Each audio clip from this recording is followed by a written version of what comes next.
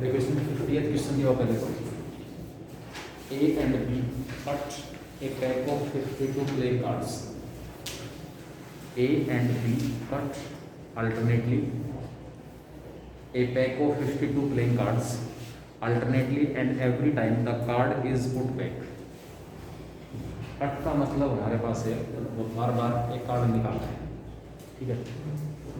इसमें नीचे लिखा हुआ है स्पष्ट कि chance of cutting A heart, cutting A card each time और एवरी टाइम, और हर बार वो कार्ड जैसे कट हुआ या निकाला उस कार्ड को वापस रख दिया। Pack is well shuffled after each cut, A starts the game and one who cuts A heart first wins. जिस प्रकार दोनों के दोनों बारी बारी से कॉइन को टॉस कर रहे थे और जो पहले हेड थ्रो कर रहा था वो जीत रहा था, इसी प्रकार इस क्वेश्चन में दोनों के दोनों बारी बारी से एक कार्ड ड्रा कर रहे हैं। कट एक कार्ड का मतलब एक कार्ड ड्रा कर रहे हैं 52 कार्ड्स में से, जो पहले हार्ट कार्ड कट करेगा, हार्ट कार्ड ड्रा करेगा, ठीक है, वो हमारे पास जीत जाएगा। What are there respective probabilities of winning?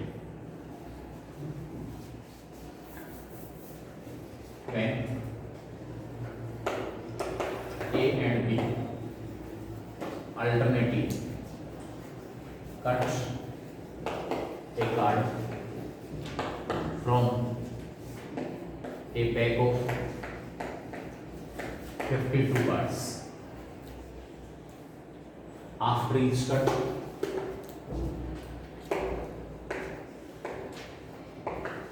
card is replaced in the pack.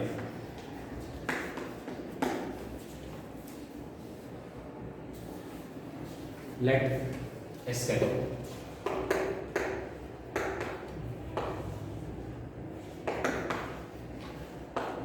Heart card is cut in any draft.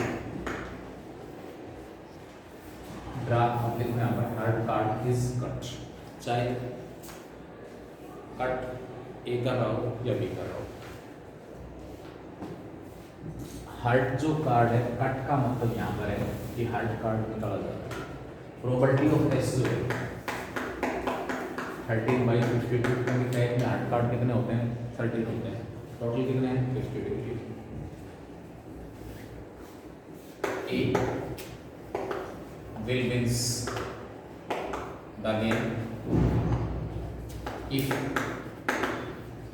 he cut, जैसे लैंग्वेज है heart card in first, third, fifth and so on trial,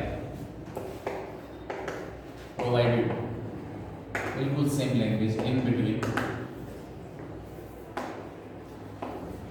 between B will not cut heart card.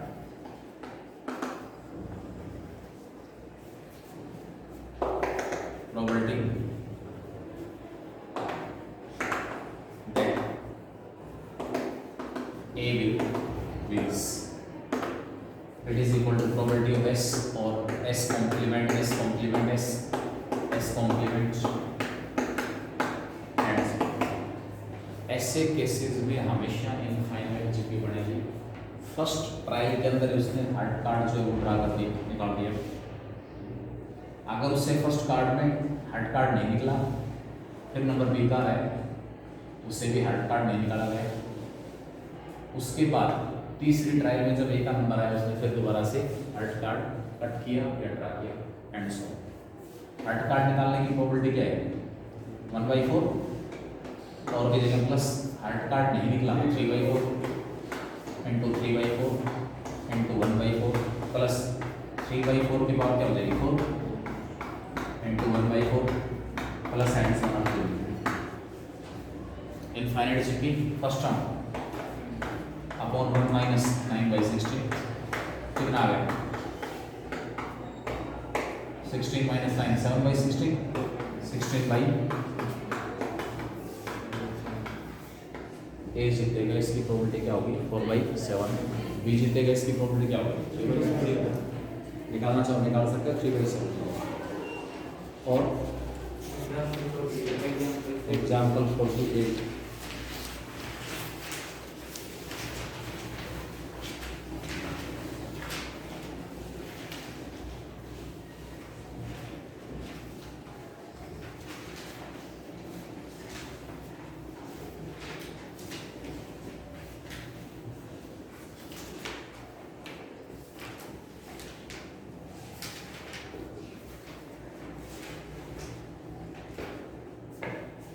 देखो इसमें probability that a teacher will give an unannounced test during any class meeting is 1/5। Probability इसके teacher will give an unannounced test during any class meeting is 1/5। Unannounced test जो है वो ले रहा है teacher, इसकी प्रोबेबिलिटी क्या है? 1/5 है।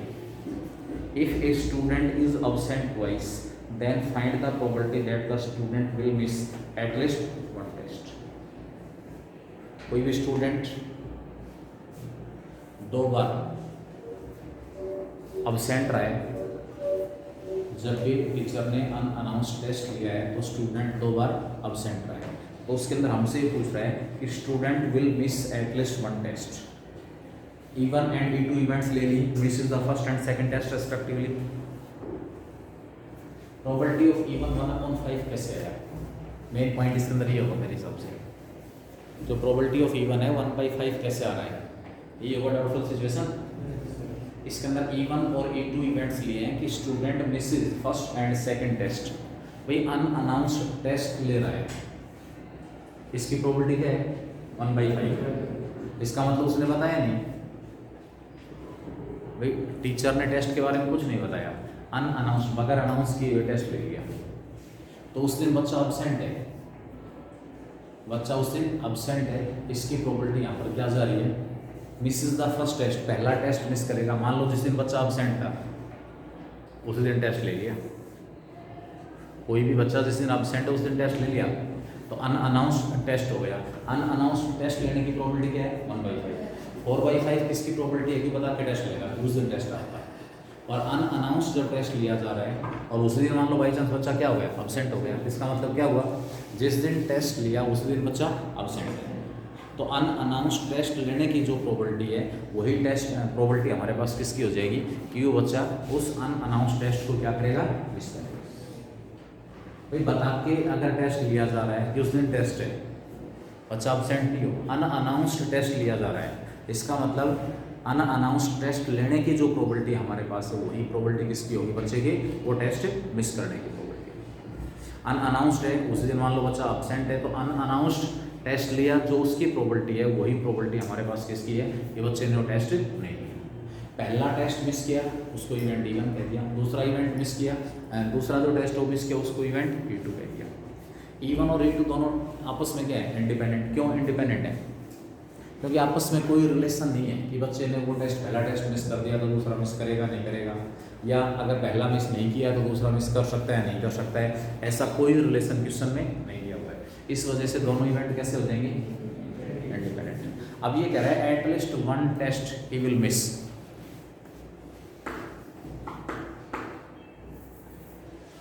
When a teacher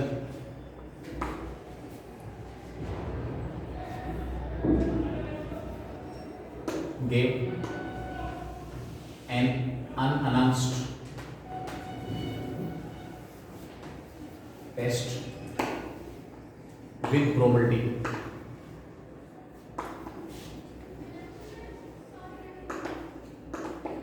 one by 5 and a student is absent twice,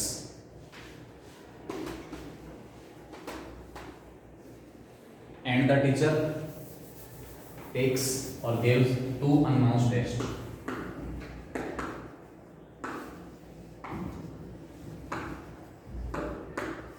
Two unannounced tests.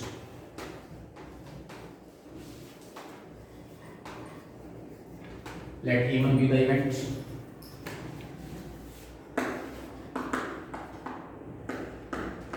E2 be the events that a randomly selected student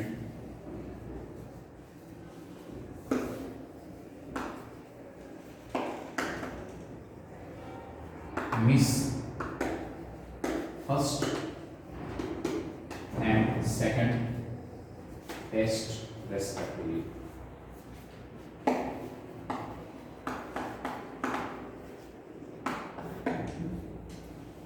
even event मैंने क्या ले लिया कि कोई भी स्टूडेंट है पहला टेस्ट मिस करेगा उसको मैं इवन कह रहा हूँ और दूसरा टेस्ट मिस करेगा उसको मैं वीडियो कह रहा हूँ। प्रोबेबिलिटी ऑफ इवन भाई अनअनाउंस्ड टेस्ट लेने की जो प्रोबेबिलिटी है वही टेस्ट मिस करने की प्रोबेबिलिटी कैसे हुई। मेन पॉइंट ये इसका बताया नहीं। जिस दिन टीचर ने टेस्ट लिया बच्चों को नहीं बता रखा। इसका मतलब जिस दिन टेस्ट अनअनाउंस्ड टेस्ट लेने की जो प्रोबेबिलिटी है वही हमारे पास रैंडमली सिलेक्टेड स्टूडेंट द्वारा टेस्ट मिस करने की प्रोबेबिलिटी होगी। E1 की प्रोबेबिलिटी 1/5, E2 की probability 1/5, E1 complement 4/5, E2 complement 4/5। Probability rate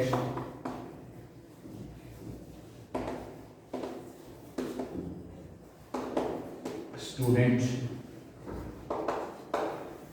miss at least one of the two tests. Student miss at least one of the two tests. ये probability हमारे पास किसके equal आएगी? 1 minus probability that the student use both test. एक में से मैंने क्या माइनस कर दिया कि स्टूडेंट ने कोई भी टेस्ट मिस नहीं किया, दोनों टेस्ट दिए। E1 कॉम्प्लीमेंट क्या हुआ कि पहला टेस्ट को स्टूडेंट ने मिस नहीं किया। E2 कॉम्प्लीमेंट क्या हुआ दूसरा टेस्ट को स्टूडेंट ने मिस नहीं किया। और दोनों के कॉम्प्लीमेंट का साइमल्टेनियस अकरेंस का मतलब है उस स्टूडेंट ने दोनों में से कोई भी टेस्ट मिस नहीं किया, मतलब दोनों टेस्ट दिए। उसकी प्रोबेबिलिटी निकाल के बाकी केस चार पॉसिबिलिटी हुई। उस स्टूडेंट ने दोनों टेस्ट दिए, पहला दिया दूसरा नहीं दिया, पहला नहीं दिया दूसरा दिया, या फिर दोनों नहीं दिए। इसकी प्रोबेबिलिटी निकाल के उसको एक वैसे में क्या कर रहा हूँ माइनस कर रहा हूँ, तो मेरे पास रिक्वायर्ड प्रोबेबिलिटी आती है कितना आएगा 1 - 16/25। रिक्वायर्ड जो प्रोबेबिलिटी है वो हमारे पास 9/25 9/20। और बताओ 50।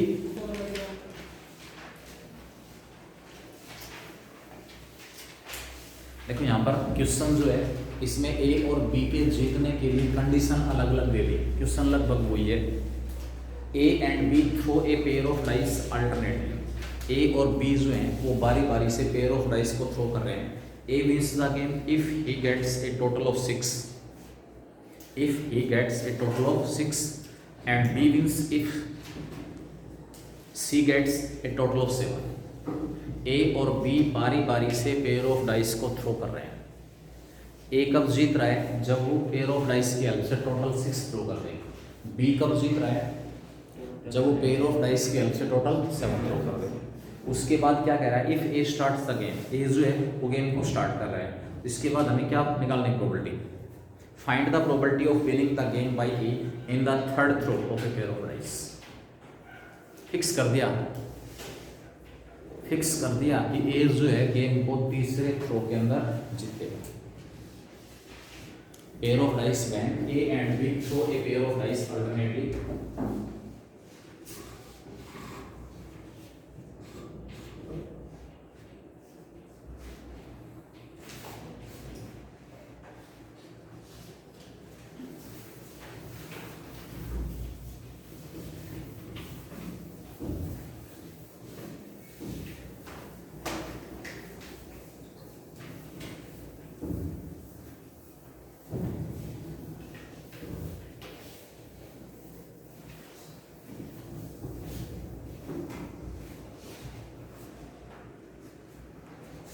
A and B when A and B throw a pair of dice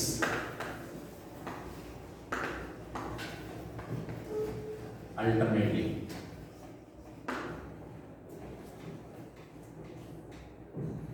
A will win if we throw a total of 6 with the die, and B will win if C throw a total of 7 with the dice. ए और B events का नाम दिया, इसके अंदर जो participants उनके नाम है, तो आप इसके अंदर एक्स और वाई कह दो, ई और एफ कह दो। E B the event of getting total 6,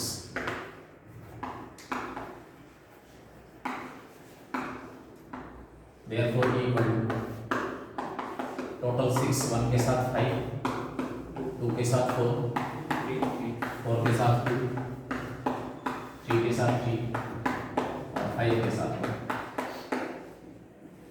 F be the event of getting a total of 7. Event F 1 के साथ 6, 2 के साथ 5, 5 के साथ 2,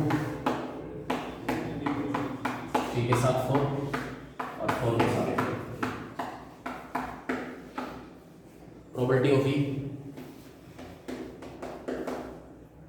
5/36, probability of F 6/36। अब ये कह रहा है ए गेम को स्टार्ट कर रहा है, तो इसकी प्रोबेबिलिटी निकालो कि ए जो है वो इस गेम को तीसरे ट्रायल में जीतेगा। तो पॉसिबल है, पहले ट्रायल में ए ने 6 थ्रो नहीं किया, दूसरे ट्रायल में बी ने 7 थ्रो नहीं किया, और तीसरे थ्रो में ए फिर से 6 थ्रो करते हैं। ए विल विंस द मैच और game in third trial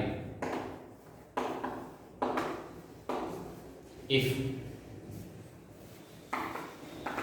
A not throw 6 in first trial,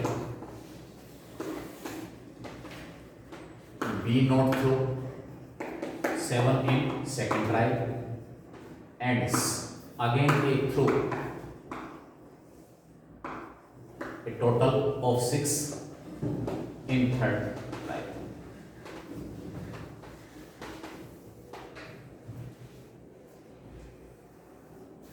ए पहले थ्रो में 6 थ्रो नहीं कर रहा है, बी दूसरे थ्रो में 7 थ्रो नहीं कर रहा, और सी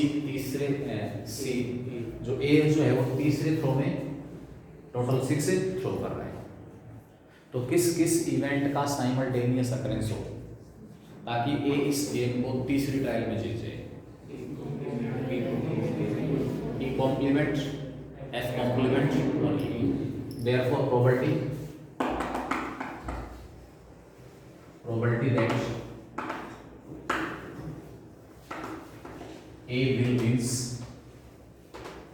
the game in third trial. Simultaneous occurrence E complement। अब यहाँ पर केवल एक केस पूछा है, केवल एक केस, शुरुआत नहीं करूँगा E और E complement, F complement, E नहीं आएगा साथ। अगर आपने ये लिख दिया क्या प्रॉब्लम होगी? एक केस इसमें और शामिल हो गया कि ए जो है इस गेम को कौन से ट्रायल में जीत सकता है? पहले ट्रायल में जीत सकता है, लेकिन स्पष्ट दिया हुआ है क्वेश्चन में कि ए इस गेम को कौन सी ट्रायल में जीते? तीसरे में। इसकी प्रोबेबिलिटी निकालो। It means this is not possible. A इस गेम को केवल और केवल कौन सी ट्रायल में जीतेगा? थर्ड। इसकी प्रोबेबिलिटी ए और बी का आपस में कोई रिलेशन नहीं है कि ए अगर जीत गया तो बी नहीं जीतेगा, बी जीत गया तो ए नहीं जीतेगा, या वो जीत गया तो उसके जीतने की संभावना इतनी है, ऐसा कुछ नहीं है। It is equal to probability of A complement into probability of F complement into probability of A की प्रोबेबिलिटी है ए कॉम्प्लीमेंट 31/36, एफ कॉम्प्लीमेंट 30/36 और ए की प्रोबेबिलिटी 5/40। मल्टीप्लाई करेंगे, इन सबको सिंपलीफाई करेंगे, एक बार प्रोबेबिलिटी 43।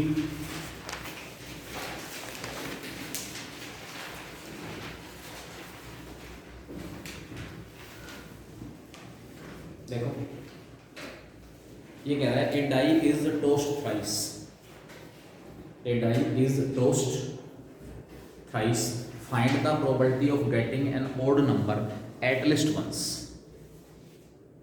मतलब क्या हुआ कि ओड नंबर जो है वो कम से कम एक डाई के ऊपर आएगा। एक डाई के ऊपर ओड नंबर आ सकता है, दो के ऊपर ओड नंबर आ सकता है और तीनों के ऊपर ओड नंबर आ सकता है। अब यहां पर हमारे पास जो केस है, ओड नंबर कितने हैं? फर्स्ट के ऊपर ओड आ गया, किसी एक पे ओड आ गया, तो बाकी दो के ऊपर क्या होगा? इवन होगा। ठीक है, दो के ऊपर ओड आ गया तो एक के ऊपर इवन होगा, तीनों के ऊपर ओड आ गया तो किसी के ऊपर भी इवन होगा। इसका कॉम्प्लीमेंट क्या बच गया? तीनों में से किसी भी डाई के ऊपर ओड नंबर, क्योंकि एक के ऊपर ओड है, इसका मतलब एक डाई के ऊपर 1, 3 और 5 में से कुछ भी आ सकता है।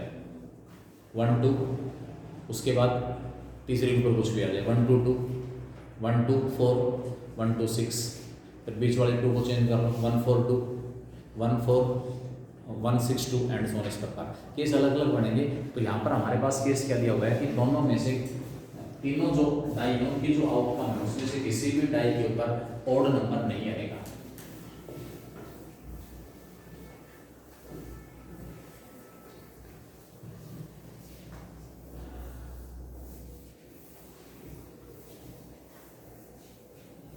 When a die is tossed thrice,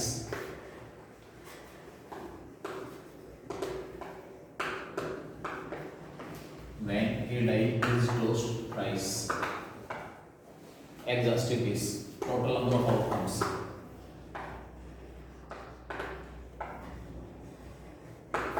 216 होंगे। Let A be the event that at least one of the 3 dice shows an odd number. Probability of A 1 minus probability that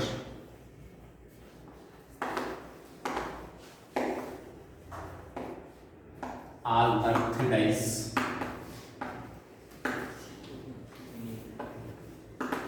shows even number।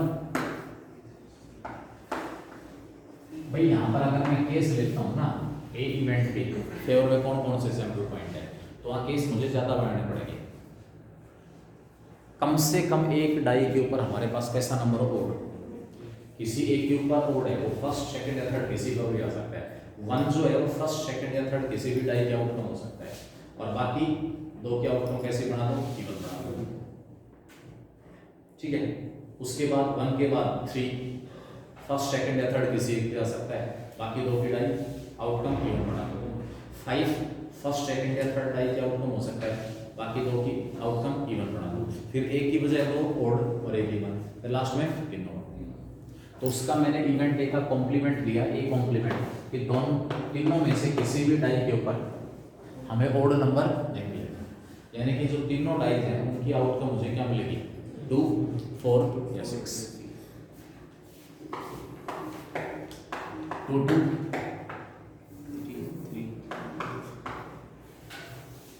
कितने case हो जाएंगे बता सकते हो? First die के ऊपर 2, 4 या 6 में से कोई एक कितने तरीके से आ सकता है? 3 तरीके से। सेकंड डाई की आउटकम 2, 4 या 6 में से कोई भी कितने तरीके से आ सकते हैं? 3 तरीके से। थर्ड डाई की आउटकम 2, 4 या 6 तीनों में से कोई एक कितने तरीके से आ सकती है? 3 तरीके से। इसका मतलब क्या हुआ? Number of elements in A complement will be 20। A complement के अंदर जो नंबर ऑफ एलिमेंट्स उनकी संख्या में क्या मिलेगी? 20। ठीक है, required probability that at least one of the three dice comes up with a number with an odd number 1 minus 27 by 260। 216 LCM आ गया 216 माइनस 27 कितना हो जाएगा 189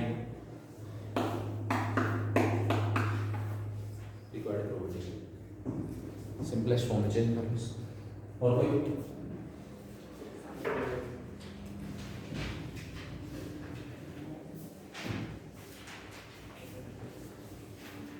एग्जाम में इसके सारे एग्जॉस्टिव केस बनाते हैं। इसमें नहीं सीधा लिख लो बस, सारे थोड़ी लिख रहे हैं।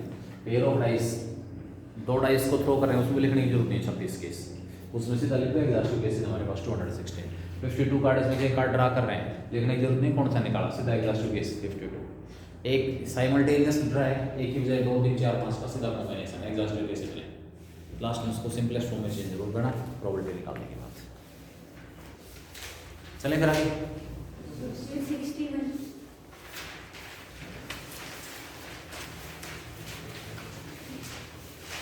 देखिए, a set of 3 numbers is chosen, a set of 3 numbers is chosen from the set of numbers 1 2 3 and so on to n plus 1। ठीक है, where n हमारे पास नेचुरल नंबर है। what is the probability that number chosen are in AP। हमें probability निकालनी है कि जो number हम चूज कर रहे हैं वो नंबर हमें किस में मिलेंगे, AP में।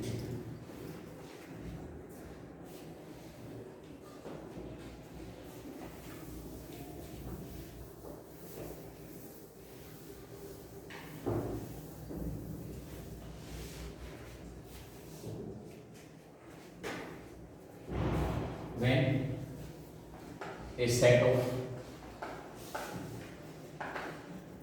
3 numbers is chosen from the natural numbers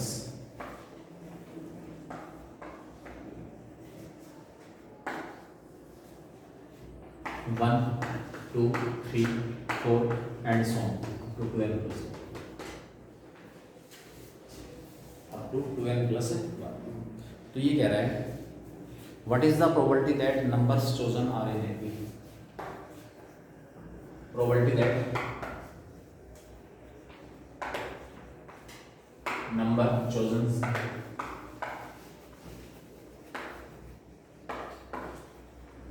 are in AP।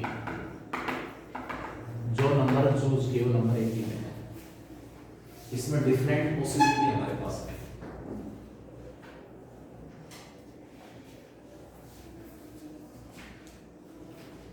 एक तो इसने सॉर्ट दे दिया कि अगर हम नंबर सेलेक्ट करते हैं ए बी और C, let the 3 numbers be A B and C. अगर ये ए बी में जो 3 नंबर हमने सेलेक्ट किए वो नंबर ए बी और सी है,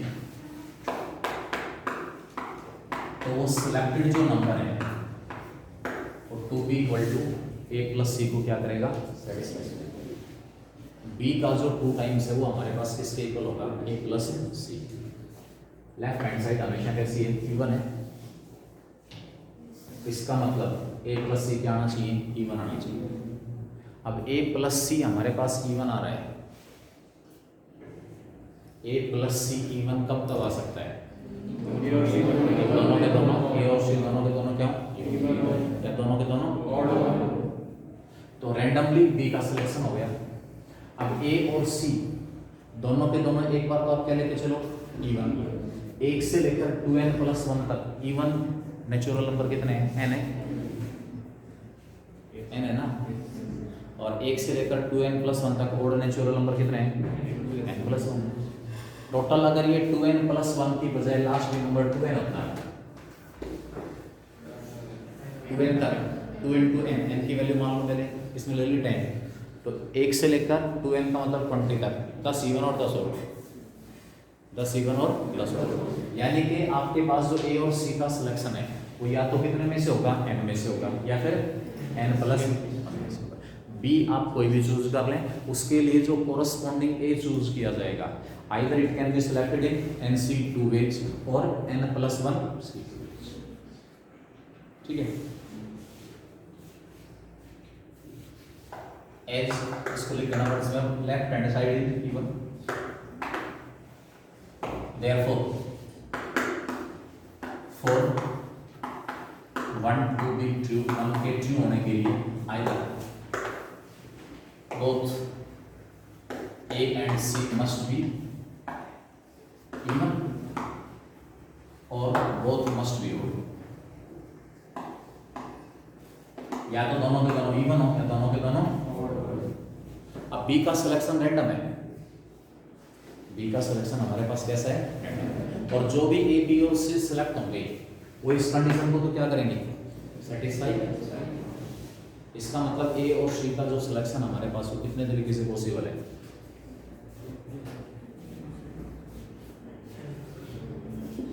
इवन जो है एन इवन है उसमें से 2 सिलेक्ट कर लिए NC2, और जो ओड है उसमें से 2 सिलेक्ट कर लिए N+1 ऐड कर लेंगे तो हमारे पास क्या आ जाएगा, फेवरेबल केस आ गया, ठीक है। उसको 2NC3 से डिवाइड कर। अगर आप प्रैक्टिकली सोचें तो सबसे पहले ऐसी एपीज कितनी होंगी, ये तो केस आएगा इसके अंदर, let A be the event that selected numbers will be AP NC2 plus N+1 C2 upon में 2N+1 C2। अगर केस हमारे पास इसमें आता है नंबर ऑफ एपीज, तो सबसे पहले तो मैं वो एपीज ले रहा हूं जिनका कॉमन डिफरेंस 1 है। कॉमन डिफरेंस 1 वाली कितनी एपी पॉसिबल है फेवरेबल केसेस के लिए, 1 2 3 2 3 4 3 4 5 और लास्ट 2N-1 2N।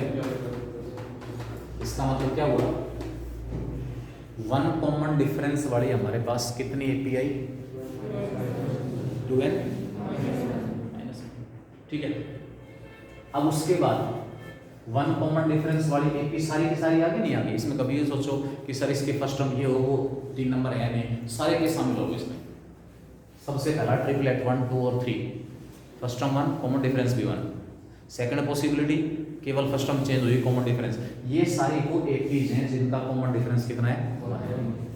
अब मैं कौन सी एपी सिलेक्ट कर लूंगा, जिनका कॉमन डिफरेंस कितना है 2।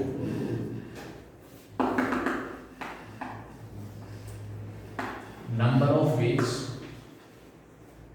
in which these 3 numbers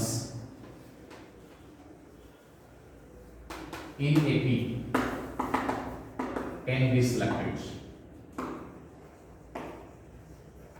and AP will be with common difference। सारी की सारी जो एपी है कॉमन डिफरेंस उनका कितना है 1 है। अब बात हम किसकी कर रहे हैं, कॉमन डिफरेंस 2 वाली।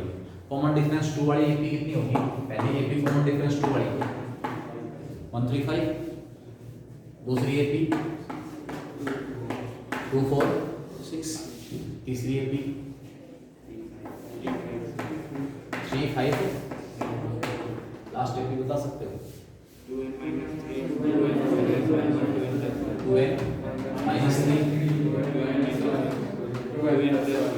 क्लियर हो गया। तो जिन एपीज का कॉमन डिफरेंस हमारे पास कितना था 1 था, उन एपीज की संख्या कितनी आ रही है 2N-1। जिन एपीज का कॉमन डिफरेंस 2 है उनकी संख्या कितनी है 2N-3। इसी प्रकार जिन एपीज का कॉमन डिफरेंस 3 है उन एपीज की संख्या 2N-5, 2N-5, फिर 2N-7 एंड सो। लास्ट में कौन सी एपीज होंगी जिनका कॉमन डिफरेंस मैक्सिमम n है। कॉमन डिफरेंस n वाली केवल एक एपी होगी 1 N+1 और 2N। वो एपी जिसका कॉमन डिफरेंस कितना है,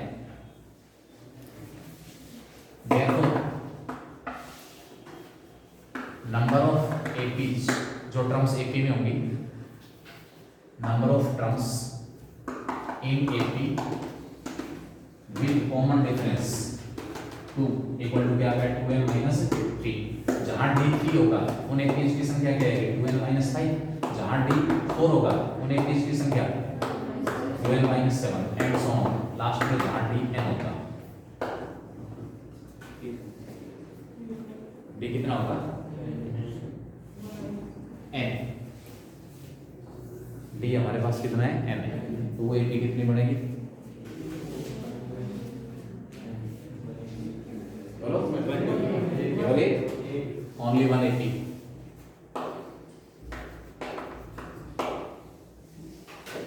कौन सी होगी वो, पहले टर्म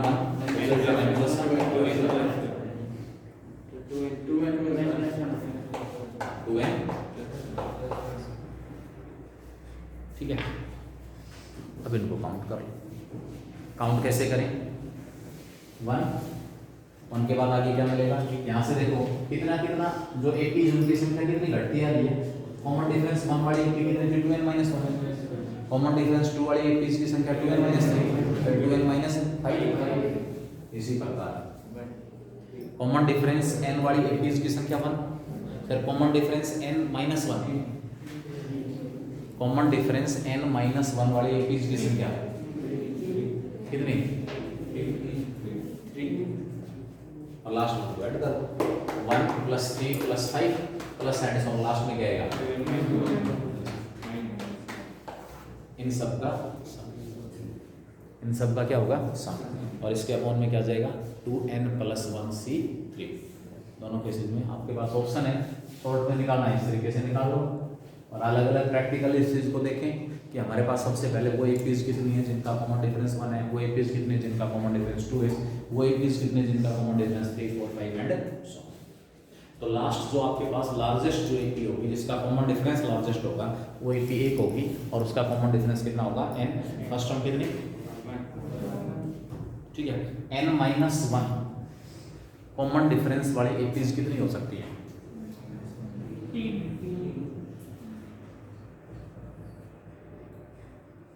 1 n minus 1, तो इसमें डी ऐड कर दो, ठीक है, 1 n और 2n minus 1, 2 n plus 1 2n, और लास्ट में 3 n plus 2, आगे बस क्लियर होगा दोनों तरीकों से।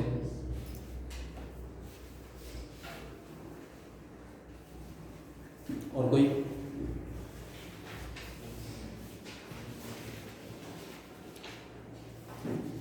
चलो आगे, अगला टॉपिक हमारे पास है law of total probability, law of total probability, और उसके बाद बेस थ्योरम, दोनों में आपके पास इंपॉर्टेंट टॉपिक है, पूरी संभावना इसमें से एक क्वेश्चन पूछ जाए।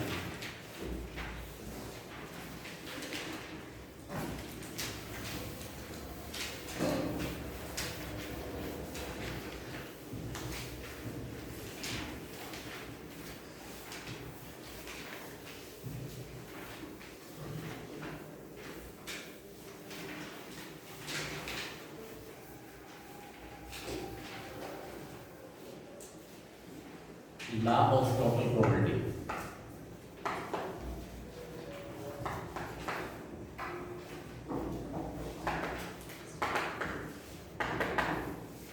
इससे पहले मैं एक टर्म डिफाइन कर रहा हूं, partition of sample space.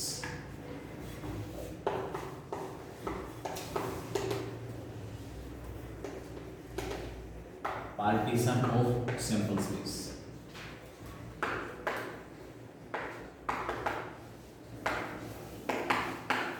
S be the sample space of a random experiment.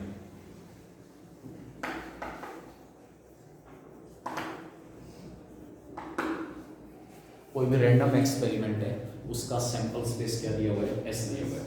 A set of events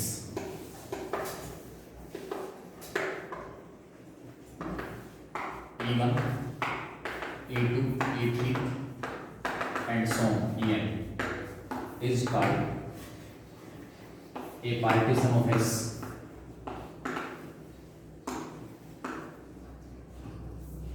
Partition of S if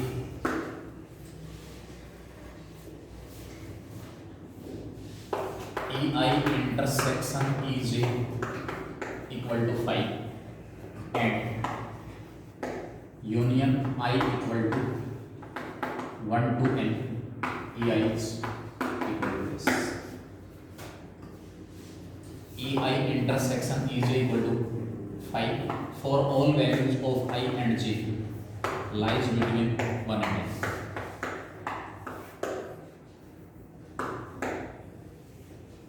हमारे पास सैंपल स्पेस दिया हुआ है किसी भी रैंडम एक्सपेरिमेंट का, एक इवेंट्स का सेट ऑफ इवेंट्स, मतलब वो सारे के सारे सैंपल स्पेस के सबसेट होंगे. All these EIs are subset of S. कैसे सबसेट्स हैं? Pairwise exclusive. कैसे सबसेट्स हैं? Pairwise exclusive. और सभी का यूनियन सैंपल स्पेस, सभी का यूनियन सैंपल स्पेस. इंटरसेक्शन दो का एम्प्टी हो और सभी का यूनियन किसके इक्वल हो? Sample space. तो ऐसे जो सबसेट्स होंगे सैंपल स्पेस के वो क्या कहलाएंगे? कि वो सारे के सारे कलेक्टिवली उस सैंपल स्पेस की एक पार्टीशन बना रहे हैं. फॉर एग्जांपल हम डाई को थ्रो कर रहे हैं, सैंपल स्पेस हमारे पास आ गया 1 2 3 4 5 6. E1 1 2, E2 3 4 5 and E3 4 6. क्या मैं ये कह सकता हूं कि ये तीनों इवेंट सैंपल स्पेस की पार्टीशन बना रहे हैं? नहीं, ये दोनों म्यूचुअली एक्सक्लूसिव. तीन के तीन जो इवेंट हो पेयर वाइज एक्सक्लूसिव, तीनों का इंटरसेक्शन चेक नहीं करना है, पेयर वाइज एक्सक्लूसिव. और यूनियन सभी का, तो यूनियन तो सबका सैंपल स्पेस इक्वल आ रहा है लेकिन पेयर वाइज एक्सक्लूसिव नहीं है. EI और EG जो आपके पास इसमें E2 और E3 है उनका इंटरसेक्शन एम्प्टी नहीं आ रहा. E2 और E3 का जो इंटरसेक्शन है वो एम्प्टी नहीं है. ठीक है, इस वजह से हमारे पास क्या होगा? These three events will not form a partition of S. अगर यहाँ से मैं 4 को हटा देता हूँ, यहाँ से हटाओ या फिर यहाँ से हटाओ, अब मैं क्या कह सकता हूँ? ये जो तीन इवेंट है वो क्या बनाएंगे? इस सैंपल स्पेस की एक पार्टीशन. आई थिंक समझ गए होंगे पार्टीशन क्या होता है. Mutually disjoints, pairwise disjoint subsets of S whose union सभी की is equal to X or is equal to S or set to form a partition of S. ठीक है, अब आपके पास इसमें लॉ ऑफ टोटल प्रोबेबिलिटी जो है उसकी डेफिनेशन स्टेटमेंट आती है, उसके बाद उसका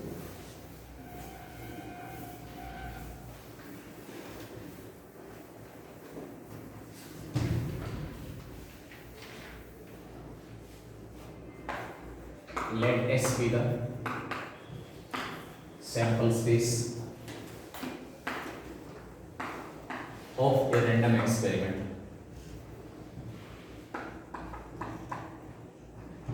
जो रैंडम एक्सपेरिमेंट है उसका सैंपल स्पेस मैंने क्या ले लिया? S ले लिया.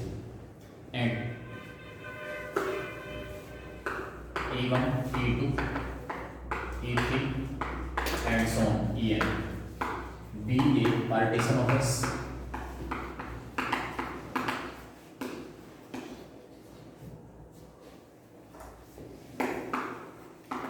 capital A be any event associated with the same random experiment.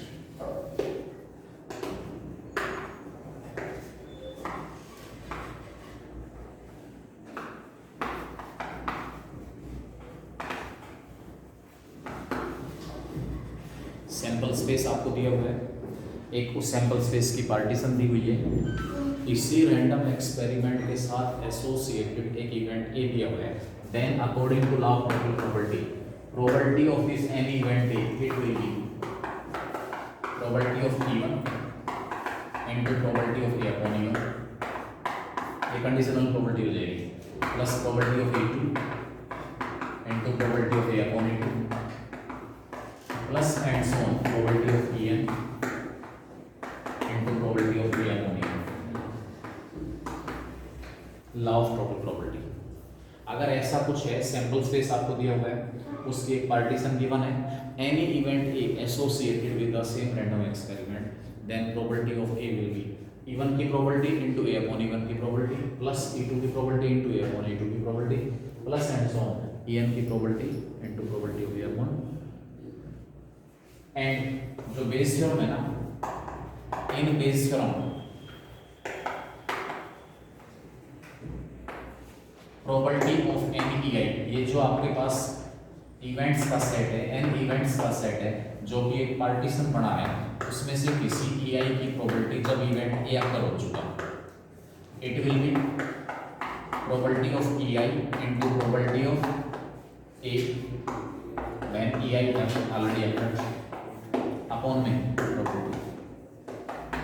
यहाँ से यहाँ कैसे आ रहा है, कंडीशनल प्रोबेबिलिटी का फॉर्मूला अप्लाई किया।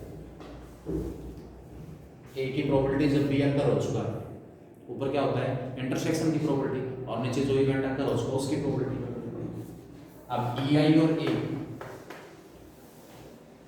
यहां जब मैं कंडीशनल प्रोबेबिलिटी का फॉर्मूला अप्लाई करूंगा तो क्या आएगा, probability of EI intersection A upon में प्रोबेबिलिटी। दो इवेंट्स के साइमल्टेनियस अकरेंस की प्रोबेबिलिटी जब ये ना पता हो कि वो इवेंट इंडिपेंडेंट है या नहीं, तो मल्टीप्लिकेटिव लॉ क्या कहता है, किसी एक इवेंट की प्रोबेबिलिटी का प्रोडक्ट दूसरे की कंडीशनल प्रोबेबिलिटी के साथ। तो EI इंटरसेक्शन A की प्रोबेबिलिटी क्या आ गई, EI की प्रोबेबिलिटी इनटू A की कंडीशनल प्रोबेबिलिटी। यानी कि यहाँ से ये रिजल्ट कैसे आ रहा है, जब मैं पहले कंडीशनल प्रोबेबिलिटी का फॉर्मूला और उसके बाद में मल्टीप्लिकेटिव लॉ यूज कर रहा हूँ। तो ये रिजल्ट आपके पास है, वो यहाँ पर किसमें हो जाएगा, बेस थ्योरम में। A की प्रोबेबिलिटी ये सारा का सारा यहाँ जाएगा, प्रोबेबिलिटी ऑफ ए हमारे पास पहले लॉ ऑफ टोटल प्रोबेबिलिटी में प्रोबेबिलिटी ऑफ ए ये प्रूव करना है, तो नीचे आ जाएगा अपॉन में probability of E1 into probability of A upon E1 plus probability of E2 into probability of A upon E2 plus and so on probability of En into probability of A upon. ये base हमारे पास इसमें आ जाएगा। कैसे proof इसका क्या है, पहले इसको प्रूव करेंगे, ये प्रूव होते डायरेक्ट ये आपके पास इसमें कुछ है नहीं, इसके अंदर बहुत सिंपल सी बात है। पहले कंडीशनल प्रोबेबिलिटी का फॉर्मूला अप्लाई किया, यहाँ आए, फिर मल्टीप्लिकेटिव लॉ अप्लाई किया, तो यहाँ से मुझे एनी इवेंट ए की प्रोबेबिलिटी निकालनी है, any event associated with the same random experiment. Proof क्या मैं ए को ए इंटरसेक्शन एस लिख सकता हूँ, एस हमारे पास क्या है, सैंपल स्पेस, ये एन इवेंट है, तो एस का क्या होगा, सबसेट होता है। ए इंटरसेक्शन एस को क्या मैं E1 union E2 union E3 union and so on En लिख सकता हूँ, लिख सकते हैं। अब distributive property, intersection is distributive over union, क्या जाएगा, A intersection E1 union A intersection E2 union and so on union A intersection, ये हमारे पास प्रोबेबिलिटी ऑफ ये आता है। क्या ये सारे इवेंट म्यूचुअली एक्सक्लूसिव नहीं है, इस यूनियन में जो n इवेंट शामिल है क्या वो म्यूचुअली एक्सक्लूसिव नहीं है, कोई दो उठा लो इनमें से, किसमें से, A intersection E1 A intersection E2 A intersection E3 और ए इंटरसेक्शन En, इसमें से मैं कोई भी दो इवेंट उठा के चल रहा हूँ और ये चेक करना चाह रहा हूँ कि वो म्यूचुअली एक्सक्लूसिव है। क्यों चेक करना चाह रहा हूँ, क्योंकि अगले स्टेप में मुझे यहाँ पर एडिशन थ्योरम अप्लाई करनी है। ए इंटरसेक्शन EI और ए इंटरसेक्शन EG उठा लिया मैंने इन n इवेंट्स में से कोई दो, इन दोनों का इंटरसेक्शन निकालना है। तो क्या इसको मैं A intersection EI intersection EJ लिख सकता हूँ, EI intersection EJ according to definition of partition, क्योंकि ये सारे इवेंट मिलके क्या बना रहे हैं, इस सैंपल स्पेस की एक पार्टीशन है according to definition of partition of sample space. कोई भी दो इवेंट्स हैं कैसे होंगे, पेयर वाइज एक्सक्लूसिव, तो EI और EJ का इंटरसेक्शन क्या होगा, 5, ए का इंटरसेक्शन 5 के साथ। इसका मतलब क्या हुआ, ये जो n इवेंट्स का यूनियन है इसमें से मैं कोई भी दो इवेंट उठाऊंगा तो वो दोनों मुझे क्या मिलेंगे, म्यूचुअली ये एक ही इक्वल है। Therefore probability of A, right hand side में अप्लाई कर दो एडिशन फॉर्मूला, एडिशन लॉ, पहला इवेंट यूनियन दूसरा इवेंट यूनियन तीसरा event union nth event, event कैसे हैं mutually exclusive, it is equal to probability of first plus probability of second A intersection A two plus probability of A intersection e3 plus and from last में probability of A intersection अब हर जगह multiplicative लगा A intersection E1 किसी एक event की probability का product दूसरे की कंडीशनल प्रोबेबिलिटी के साथ plus probability of E2 into probability of E1 plus probability of E3 into probability of E1 plus and so last में probability of EN into probability of E1। इन सब का जो सम हमारे पास है वो क्या जाएगा इवेंट ए की, ये हमारा लॉ ऑफ टोटल, ये क्या है लॉ ऑफ टोटल क्वेश्चन निकाला था वहां से इसमें क्लियर हो गई कि लॉ ऑफ टोटल प्रोबेबिलिटी हमारे पास इसमें क्या होगा। उसके बाद जैसे आपने प्रोबेबिलिटी ऑफ ए निकाल दिया, हमें यहाँ से प्रोबेबिलिटी ऑफ EI निकालना है। ये जो इवेंट्स EI थे ना, इन्हीं में से किसी EI की प्रोबेबिलिटी निकालनी है, जबकि ये इवेंट ए अकर हो चुका, जो एनी इवेंट ए था वो अकर हो चुका, तो उस केस में हम क्या अप्लाई करेंगे बेस थ्योरम। बेस थ्योरम यहाँ पर मैंने यहाँ से ये रिजल्ट कैसे आया, पहले क्या अप्लाई किया कंडीशनल प्रोबेबिलिटी का फॉर्मूला। EI की प्रोबेबिलिटी जब ए अकर हो चुका किसके इक्वल है, ऊपर तो probability of EI intersection A और नीचे प्रोबेबिलिटी ऑफ, फिर EI इंटरसेक्शन ए के अंदर क्या अप्लाई किया मल्टीप्लिकेटिव लॉ, EI की प्रोबेबिलिटी इनटू ए की प्रोबेबिलिटी जब EI अकर हो चुका। ये आपके पास क्या इस बेस थ्योरम की जो स्टेटमेंट आपके पास है, इसका जो कंक्लूजन है, ये जो डिनोमिनेटर में n प्रोडक्ट्स हैं, क्या इन्हीं में से एक प्रोडक्ट ऊपर निकलेगा, क्या है numerator probability of EI into probability of A upon EI, और डिनोमिनेटर में क्या है व्हाट इज I, यहाँ I की वैल्यू जो है वो हमारे पास कहाँ से कहाँ तक होगी 1 से n के बीच, और डिनोमिनेटर में क्या है इसी टाइप के जो फैक्टर्स उनका प्रोडक्ट है नहीं, I को 1 पुट करूंगा इसमें तो ये बन जाएगा, I को 2 पुट करूंगा या तो ये बन जाएगा, I को 3 पुट करूंगा तो इसे कैलकुलेट करूंगा, और I को n पुट करूंगा तो ये बन जाएगा। यानी कि डिनोमिनेटर के अंदर जिन n प्रोडक्ट्स का सम है उन्हीं में से कोई एक प्रोडक्ट हमें कहाँ मिलेगा नंबरेटर में, किस केस में बेस, बेस ठीक है। इसमें आपके पास दो टर्म होती हैं प्रीओरी प्रोबेबिलिटीज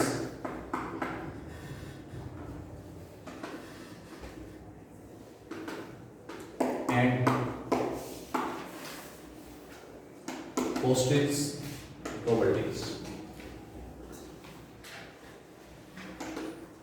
प्री का मतलब जो पहले डिफाइन हो रहा है और पोस्ट मतलब जो बाद में डिफाइन हो रहा है। जो इवेंट्स पहले डिफाइन हो रहे हैं हमें सारा सब कुछ क्वेश्चन की जो लैंग्वेज होगी रैंडम एक्सपेरिमेंट होगा उसके घटनाक्रम से पता चलेगा कि क्या कुछ पहले घटित हुआ। देखो इन दोनों क्वेश्चंस में चाहे आप law of total probability apply कर रहे हो या बेस थ्योरम अप्लाई कर रहे हो, मेन कॉन्सेप्ट है ये इवेंट्स EI डिसाइड करना कि इस रैंडम एक्सपेरिमेंट के अंदर जो कुछ भी घटित हुआ उसके अकॉर्डिंग में EI जो इवेंट है वो क्या लेके चलूँ, और उसको लेते समय आपको क्या ध्यान रखना है कि जितने भी EI इवेंट हैं वो पेयर वाइज कैसे होने चाहिए एक्सक्लूसिव, और सभी का यूनियन। इसका मतलब जब इन सभी का यूनियन सैंपल स्पेस के इक्वल है, इसका मतलब इन सब की प्रोबेबिलिटी का सम इक्वल टू जितने भी E1 E2 E3 E4 events हम डिफाइन करेंगे उन सब की प्रोबेबिलिटी का सम तो किसके इक्वल हो 1 के इक्वल। और एनी 2 EIs कोई भी 2 EIs हैं वो पेयर वाइज कैसे होने चाहिए एक्सक्लूसिव। मेन कॉन्सेप्ट है बस, क्योंकि उसके बाद तो लॉ ऑफ टोटल प्रोबेबिलिटी का कंक्लूजन ये है, ये अप्लाई कर देना है। E1 की probability A upon E1, E2 की probability A upon E2, E3 की प्रोबेबिलिटी A अपॉन E3। उसके बाद दूसरी तरफ एनी EI की प्रोबेबिलिटी निकालनी है जबकि इवेंट ए अकर हो चुका। ये बेस है। किस टाइप के क्वेश्चंस पूछे आपसे कह देगा यहाँ था प्री और पोस्ट। प्री का मतलब जो कुछ पहले डिफाइन हो रहा है उसकी प्रोबेबिलिटी प्री होगी, प्रोबेबिलिटी हो जाएगी, और जो कुछ बाद में डिफाइन हो रहा है उसकी प्रोबेबिलिटी पोस्टीरियर होगी।